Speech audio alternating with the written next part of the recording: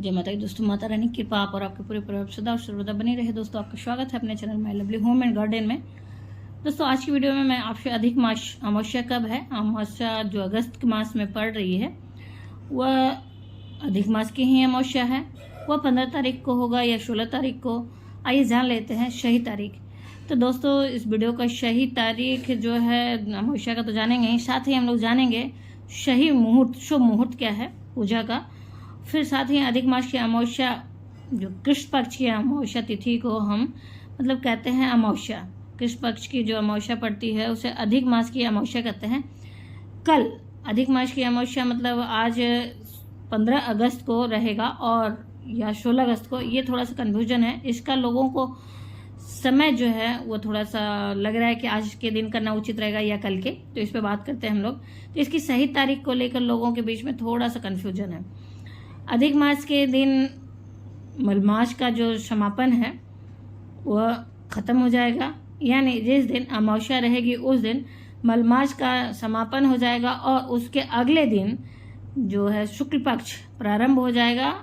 और अमावस्या के दिन स्नान दान करने का विशेष विधान होता है। इस दिन पितरों को तृप्त करने के लिए तर्पण किया जाता है, पिंडदान किया जाता है, मतलब कई उपाय किए जाते हैं, पीपल पूजा की जाती है और माता लक्ष्मी और श्री हरि विष्णु को यह दिन समर्पित होता है। तो माता लक्ष्मी की कृपा और विष्णु जी की कृपा पाने के लिए भी विधि विधान से पूजन उनकी की जाती है, लक्ष्मी नारायण की। तो अधिक मास की जो अमावस्या है दोस्तों 2023 की तिथि जो है हिंदू कैलेंडर के अनुसार अमावस्या तिथि का शुरुआत जो है 15 अगस्त को दोपहर 12:42 पर होगा और समाप्ति 16 अगस्त को दोपहर में 3:07 पर होगी। पंचांग के अनुसार इस वर्ष 15 अगस्त मंगलवार को अधिक मास की जो है दर्श अमावस्या है, इसे मलमास दर्श अमावस्या कहेंगे। इस दिन सर्वार्थ सिद्धि योग दोपहर से बन रहा है। यह दोपहर 1:50 से शुरू होगा और 16 अगस्त को सुबह 5:51 तक रहेगा दोस्तों। इसी कारण धार्मिक मान्यता के अनुसार चंद्र का जो दर्शन नहीं होगा, लेकिन इस दिन जो आप प्रार्थना करते हैं उसे चंद्र देव सुनते हैं और पूर्ण करते हैं दोस्तों। तो इस दिन चंद्र देव का पूजन करने के लिए जो बात आ रही है, इस वजह से जो दर्शन करने वाली बात है, पूजन करने वाली ये बात है, वो अमावस्या पर चंद्र दोष से निवृत्त होने के लिए, दूर करने के लिए किया जाता है दोस्तों, चंद्रमा का दर्शन और पूजन। तो यह भी माना जाता है कि दर्शन अमावस्या पर पितृ पृथ्वी पर रहेंगे। अमावस्या के दिन जो होती है पितृ जो होते हैं पृथ्वी पर रहते हैं। तो 16 जो है अगस्त को अधिक मास की अमावस्या रहेगी। इस दिन उदय तिथि के अनुसार इस दिन अमावस्या का स्नान दान और जो भी आपका पितरों का तर्पण है, श्राद्ध है, पिंड दान है, ब्राह्मण भोज है आदि किया जाएगा। अमावस्या के दिन शुभ मुहूर्त जो है 5:47 से लेकर 7:27 तक सुबह में रहेगा दोस्तों। तो अधिक मास की अमावस्या 16 अगस्त को रहेगी। 15 अगस्त को अमावस्या नहीं रहेगी, उदय तिथि के अनुसार 16 अगस्त को ही मनाया जाएगा दोस्तों ये तो रहे किस दिन करना चाहिए और इसका समय क्या है।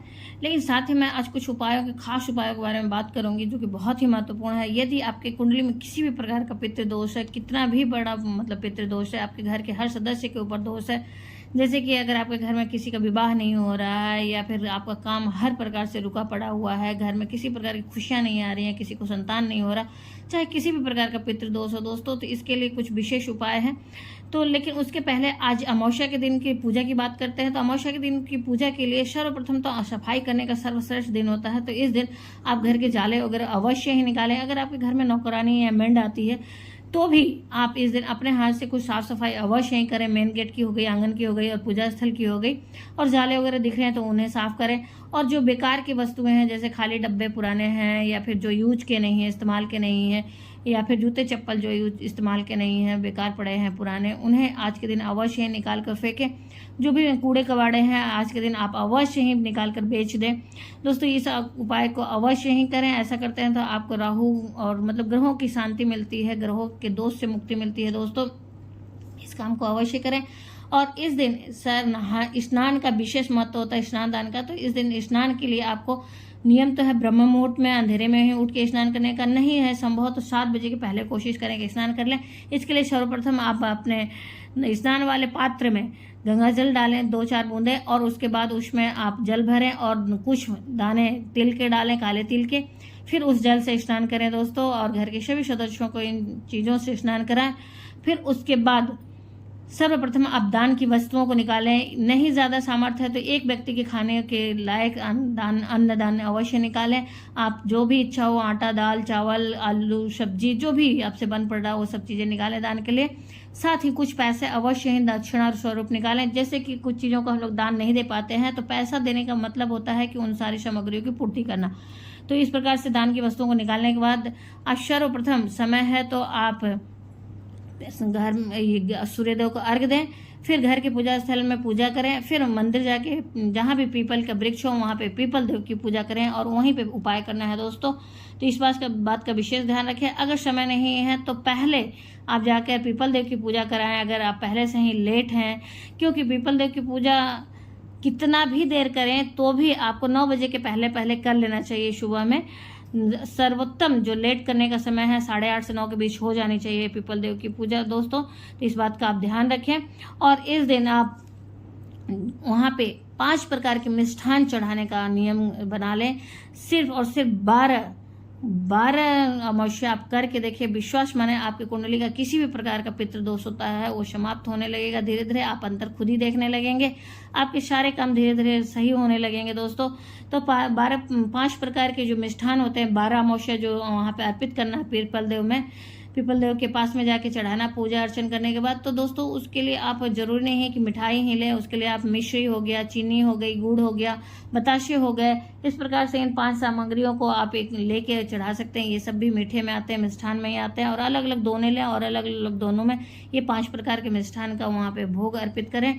और उसके बाद विष्णु भगवान से, श्री हरि विष्णु जी से और पीपल देव से प्रार्थना करें कि आपके पितरों की मुक्ति प्रदान करें, उन्हें मोक्ष प्रदान करें और अपने लोक में स्थान दें दोस्तों।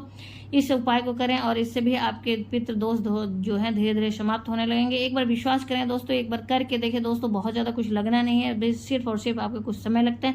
और संध्या काल में जाकर वहाँ पे पीपल देव के पास में सरसों तेल या तिल के तेल का या घी के, देसी घी का जो होता है अवश्य ही दीपक प्रज्वलित करें, दीपदान अवश्य करें।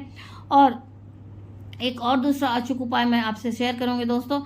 किसी भी प्रकार का पितृदोष है, जैसे पीपल देव की पूजा तो घर का कोई एक मुखिया भी कर सकता है, लेकिन जो अधिक मास की अमावस्या का एक विशेष उपाय है, ये जो अमावस्या है सर्वश्रेष्ठ और सबसे बड़ी अमावस्या है, क्योंकि ये 19 वर्षों में एक बार आता है।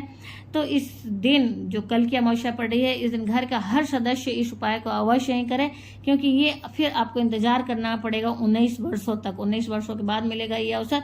इसलिए ये अधिक मास सावन की अमावस्या है, तो मतलब कि हरि और हर का मिलन का दिन होता है दोस्तों। तो ये एक उपाय और आप कर सकते हैं। कल के दिन से शुरू करके आप इसे लगभग 12 अमावस्या इसे भी करें। आप 12 अमावस्या करके देखें दोस्तों। कल पहले अमावस्या शुरुआत करें और कल से लेके 12 अमावस्या आपको करना है ये उपाय। इसके लिए आपको करना क्या है कि एक किसी भी मतलब पात्र में आप थोड़ा सा एक अंदाज से जौ ले लें, कुछ साफ स्वच्छ जौ और अखंडित अक्षत मतलब चावल ले लें थोड़ा सा, और थोड़ा सा काला तिल ले लें और इन तीनों सामग्रियों को मिला लें। उसके बाद घर के प्रत्येक व्यक्ति जो होता है, घर का हर एक सदस्य, क्योंकि पितृदोष जब लगता है तो घर के हर एक सदस्य पे लगता है, चाहे वो नवजात शिशु ही क्यों ना हो दोस्तों। तो इसलिए घर के हर एक सदस्य से, नवजात शिशु है उससे भी इस सामग्रियों को उसके मुट्ठी के अनुसार नपवा कर, छुआ कर, अगर वो नहीं जा पाता है तो कोई भी एक व्यक्ति ले जाके शिवालय में, मंदिर में शिवलिंग पे अवश्य ही अर्पित करे। संभव हो तो प्रत्येक व्यक्ति घर का जाके शिवलिंग पे एक एक मुट्ठी ये तीनों मिश्रित सामग्रियों को अर्पित करे। ये उपाय भी बहुत ही कारगर होता है दोस्तों। आपके किसी भी प्रकार के कुंडली में दोष हो, कहीं भी आप कुंडली दिखवाए हो, पितृ दोष से मुक्ति दिलाता है। अगर नहीं संभव है, घर के सभी सदस्य नहीं जा पाते हैं, तो घर का कोई भी एक सदस्य लेके जाके उन सामग्रियों को चढ़ा सकता है।